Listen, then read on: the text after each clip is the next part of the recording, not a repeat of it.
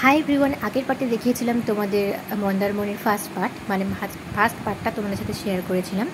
তো আজকে সেকেন্ড পার্টটা নিয়ে এসেছি।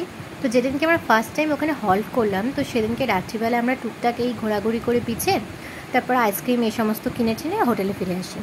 এবার হোটেলে ফিরে আসার আগে যেটা করি সেটা হচ্ছে যে ওখানে প্রচুর ওই সাজার জিনিসের দোকান, টুকটাক শোপিসের দোকান দেখতে পাই।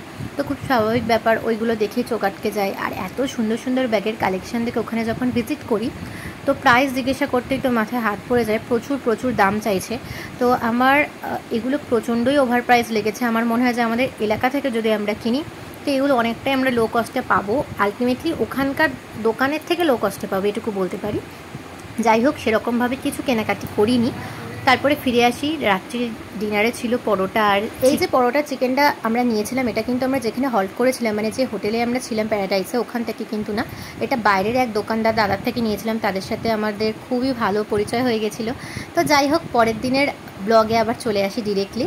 তো আগের দিন তো রাত্রিবেলা সে ঘুমিয়ে পড়েছিলাম, আর ওখানে কিছু দেখাবার মতো নেই। তারপরে সমুদ্রে আসি, পরের দিন সকালবেলা একদম ভোর ভোর চলে আসি। ভেবেছিলাম প্রথমে সানরাইজ দেখবো, কিন্তু আমি জানি না কেন যতবারই সমুদ্রে যাই সানরাইজ আর দেখতে পাই না। এতটাই আকাশ মেঘলা থাকে না, কোনোভাবেই সানরাইজ দেখতে পাইনি।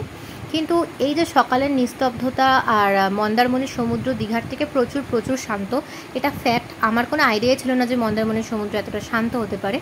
তো আমরা ওখানে বসে একটুখানি গল্প করছিলাম, গান করছিলাম। আমি বেশ কিছু গানের ভিডিও করেছি, সেগুলো হয়তো আনবো আস্তে আস্তে। তো পুরনো গল্প করছিলাম, আর দূর থেকে সমুদ্রের ভিউটা দেখতে প্রচণ্ডই ভালো লাগছিল। আর আকাশে না মেঘ এতটাই করেছিল, ভাবছিলাম যে এই বুঝি বৃষ্টি নামলো। তাই জন্য আমরা একটা ছাউনি মতো জায়গায় গিয়ে বসেছিলাম। তারপরে বৃষ্টি নেমেও গেছিলো, কিন্তু ছাউনি তো এড়াতে পারেনি, বৃষ্টির ছাড় ঠিকই চলে এসছে। আর দেখো এখান থেকে আকাশটা ঠিক কতটা মেঘলা লাগছে। আর হাওয়া যে কী দিচ্ছিল, মানে কি বলবো, মানে মাঝে মাঝে মনে হয় গরমকালে যেন সমুদ্রের পাড়েই থেকে যাই, এত হাওয়ার জন্য। যাই হোক, যেটা বলার কথা সেটা হচ্ছে যে আমরা ডে 2টা এভাবেই স্পেন্ড করছিলাম। তো এখানে আমরা ডিসিশান নিচ্ছিলাম কি পরের দিন আমরা মোহনায় যাব না আজকেই আমরা মোহনায় যাব। আবার ভাবলাম যে সেদিনকে তো কোথাও যাওয়া হলো না, সেদিনকে এতটাই বৃষ্টি শুরু হয়ে গেল কিছুক্ষণ পর থেকে। তো আমরাই ওখানে টাইম স্পেন্ড করার পরে আস্তে আস্তে উঠে আসি, কারণ আমাদের আস্তে আস্তে খিদে পেয়ে গেছিলো। আর এখানে আমরা একটুখানি ইয়ার্কি মারছিলাম, আমি ওর পিছনে লাগছিলাম, সেই জন্য এই পোজ দিচ্ছিল। তাই আমি বলছিলাম যে স্বামী ওই পোজটা করে দেখাও, তাই ও দেখাচ্ছিল। যাই হোক, তারপরে আমরা উঠে আসি একটু চা বিস্কুট খাওয়ার জন্য, কারণ বিচের ধারে বৃষ্টির জন্য কোনো চা কাকুকে আমরা দেখতে পাইনি। তারপর ওখান থেকে আমি একটু চা বিস্কুট খেয়েছিলাম। খাওয়ার পরে আমরা গেছিলাম একটুখানি ব্রেকফাস্ট করার জন্য। প্রথমে ভেবেছিলাম হেলদি খাবো, কিন্তু ওখানে লুচি আর তরকারি দেখার পর আর মনেই হলো না যে হেলদি খাওয়া উচিত। আমাদের মতো আরও অনেক ট্যুরিস্টরাই এগুলোই খাচ্ছিল। আর ওখানকার না মূলত এই খাবারগুলোই পাওয়া যায়, মুড়ি, ঘুগনি, লুচি, পরোটা, এই জাতীয় খাবার।